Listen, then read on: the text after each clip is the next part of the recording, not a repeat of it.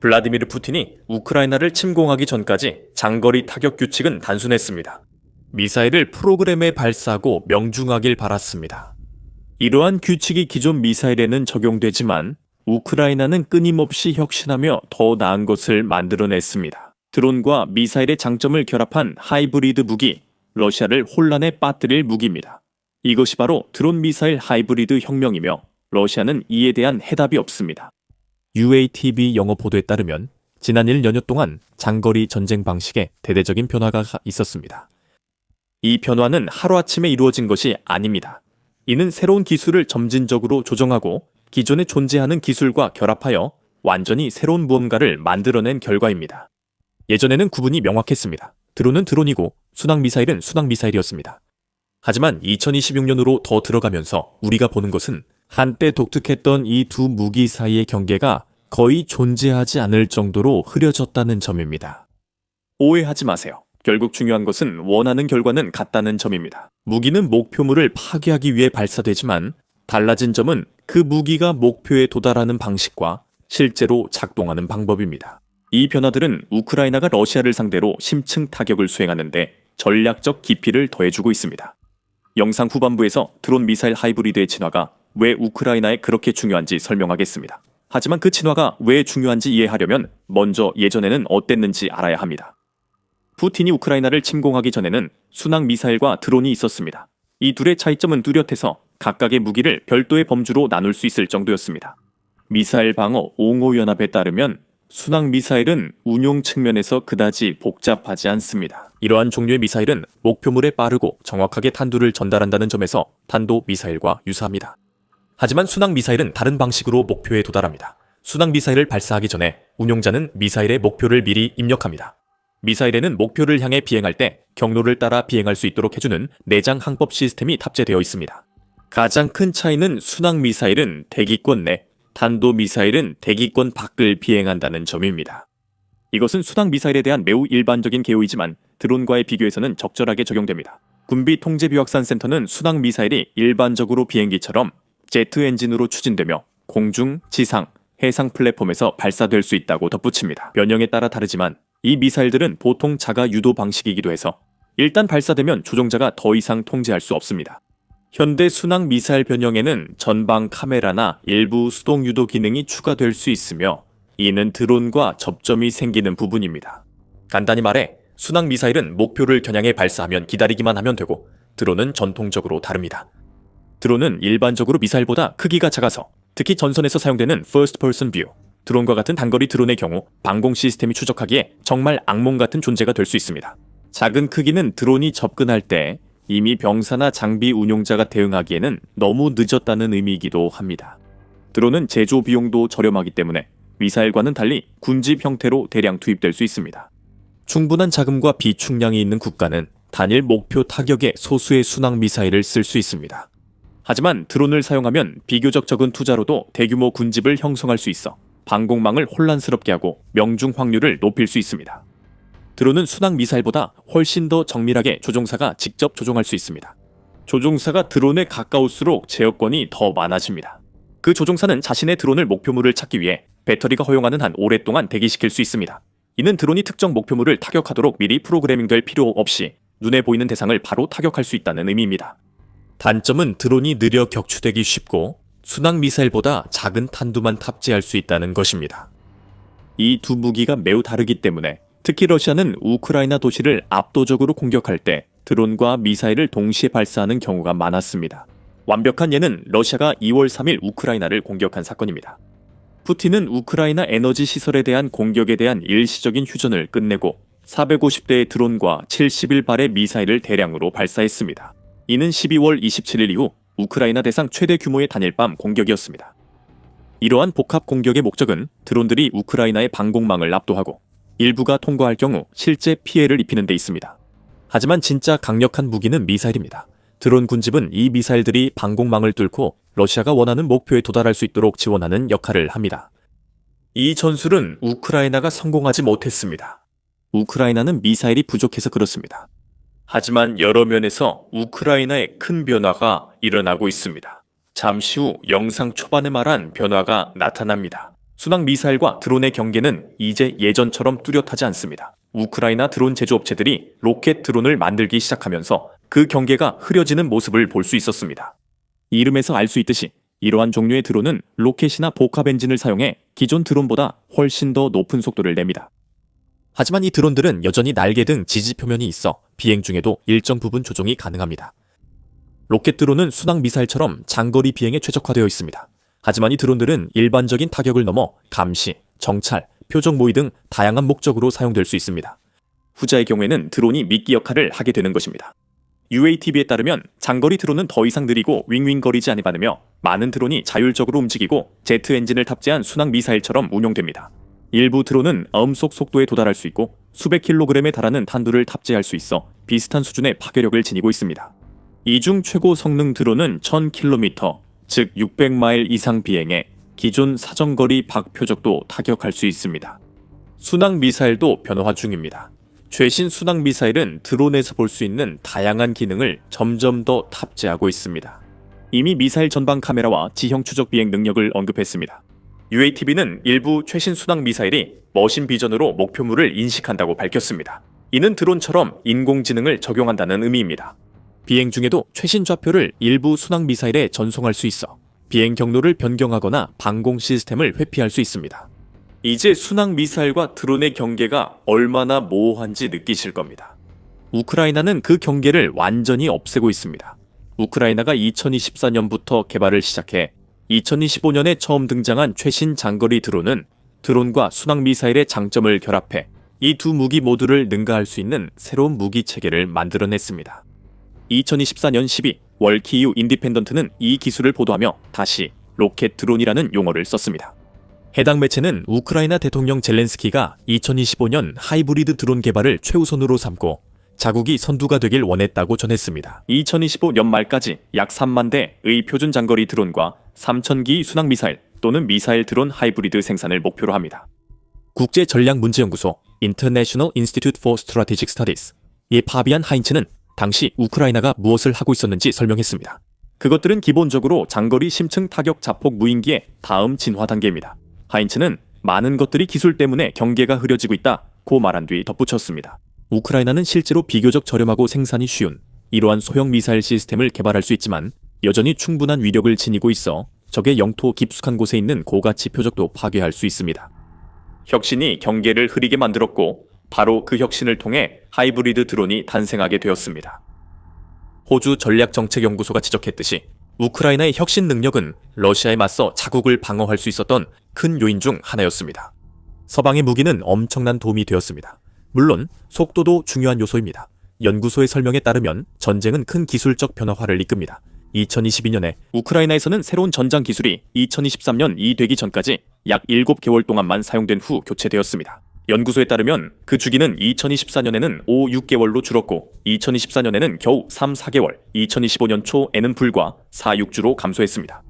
즉, 우크라이나는 문제를 파악하고 이를 해결할 새로운 기술을 빠르게 개발 반복하는 능력을 완전히 익혔습니다. 하이브리드 드론에는 두 가지 문제가 있었습니다. 우크라이나는 미사일이 충분하지 않았고 러시아 깊숙이까지 날아가서 러시아의 전쟁기계에 진짜 타격을 줄 만큼 충분한 미사일은 더더욱 없었습니다. 우크라이나에는 필요한 거리를 커버할 장거리 드론이 있었지만 느리고 화력이 부족해 큰 피해를 주지 못했습니다. 즉, UATV는 한 나라가 순항 미사일을 무한정 보유하지 않는다면 실험과 새로운 발명이 필요하다고 말합니다. 이 모든 것에서 아이러니한 점은 오늘날 우크라이나에서 나오고 있는 드론 미사일 하이브리드가 애초에 존재하지 않았을 수도 있다는 겁니다. 아니면 개발하는데 훨씬 더 오랜 시간이 걸렸을 수도 있습니다. 푸틴이 침공을 시작하지 않았다면 러시아의 전통적인 무기들은 우크라이나가 새로운 무기를 만들도록 강요하지 않았을 겁니다. 그리고 하이브리드 드론은 그 결과 중 하나입니다. 다시 말하지만 결과 중 하나입니다. 하지만 현실은 다양한 우크라이나 제조업체들이 각각 다른 특성을 가진 하이브리드 드론을 만들어냈다는 점입니다. 하지만 이 드론은 드론과 순항 미사일의 장점을 하나로 결합한 무기가 되기 위한 궁극적인 목표를 달성하도록 설계되었습니다. 우크라이나 개발 사례 중 두 가지를 살펴보겠습니다. 우리가 처음 들었던 하이브리드 중 하나는 앞서 언급한 키예프 인디펜던트 기사에서 처음 언급된 팔런 2차였습니다. 이 무기는 약 1년간 비밀에 붙여진 뒤 2025년 9월의 설계사인 우크로보론 프롬에 의해 공식적으로 공개되었습니다. 팔로니치아의 재원은 꽤 표준적인 순항 미사일과 비슷합니다. 겉보기에는 이 하이브리드 드론은 최대 650km, 약 403마일을 비행할 수 있고 최고 속도는 900km, 거의 560마일에 달합니다. 이 무기 자체의 무게는 약 300kg이며 그중 3분의 1에 해당하는 100kg 이 탄두 무게입니다. 이는 약 220파운드에 해당합니다.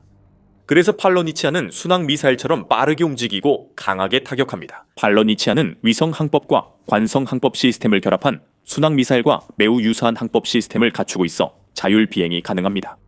하지만 이 무기가 장거리 드론에서 유래했을 가능성도 있습니다. 최소 비행 고도는 약 15m, 즉 약 49피트에 불과한데 팔로니치아가 초기 많은 주목을 받았지만 최근에는 또 다른 드론 미사일 하이브리드인 플라밍고가 두각을 나타내고 있습니다.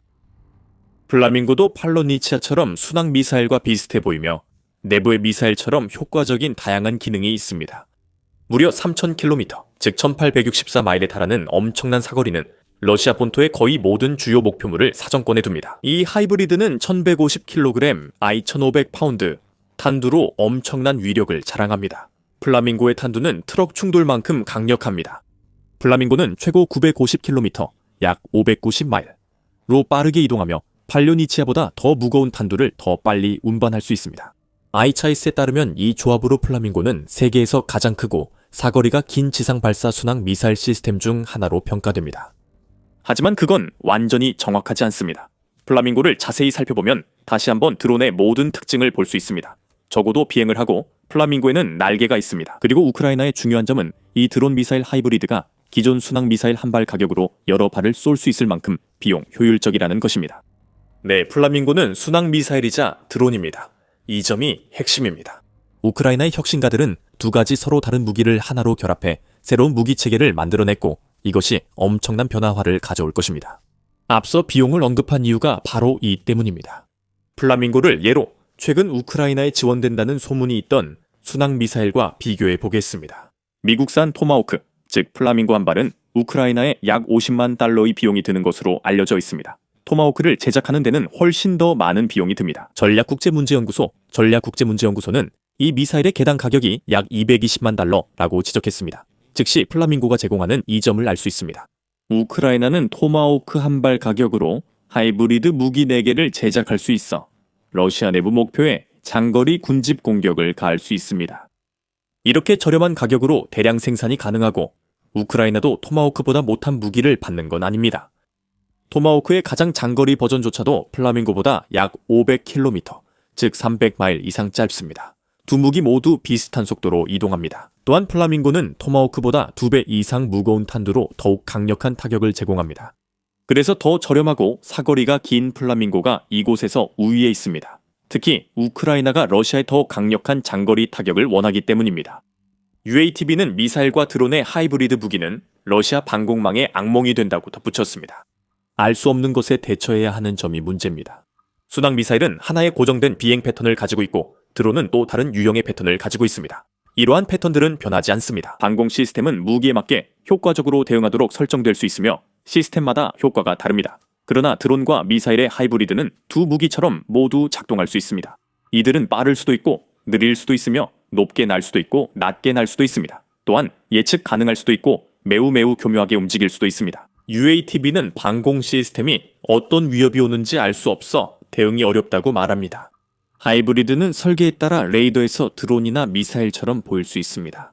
하지만 방공 레이더가 예상과 다르게 움직이면 대응이 혼란스럽고 종종 무의미해집니다.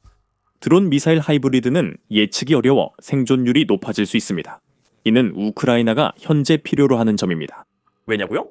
우크라이나의 장거리 타격 전략이 러시아에서 성공했지만 대부분의 드론은 목표에 도달하지 못합니다.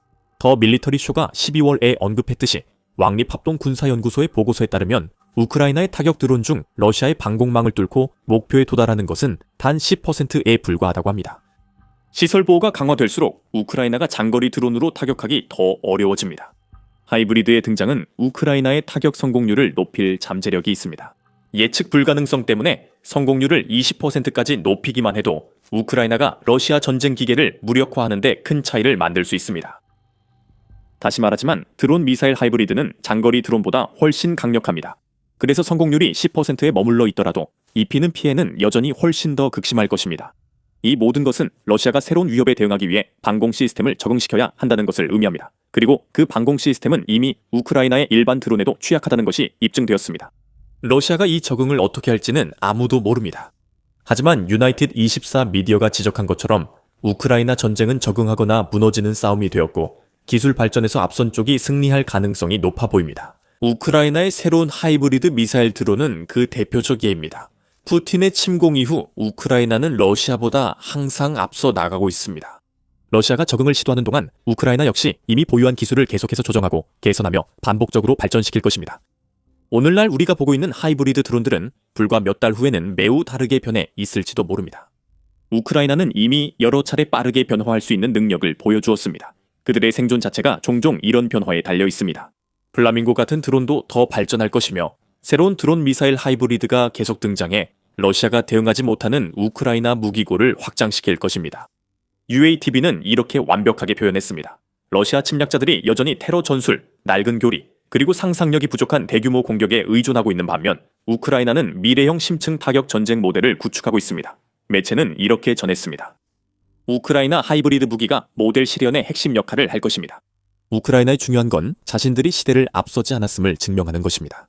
플라밍고와 팔로니치아 같은 무기들이 앞으로 수년간 현대 군대의 무기고에 확고히 자리 잡을 것처럼 보입니다. 우크라이나는 이 기술을 최전선으로 끌어올리는 데 있어 선두주자입니다. 이 모든 것이 의미 있으려면 우크라이나가 드론 미사일 하이브리드를 잘 활용해야 합니다.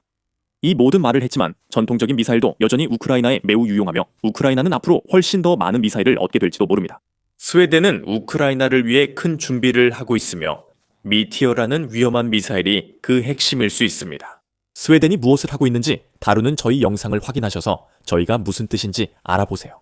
이 영상을 재미있게 보셨다면 우크라이나가 개발하는 최신 무기와 최고의 무기에 대한 더 많은 정보를 얻기 위해 더 밀리터리 쇼를 꼭 구독해주세요. 그리고 항상 시청해주셔서 감사합니다.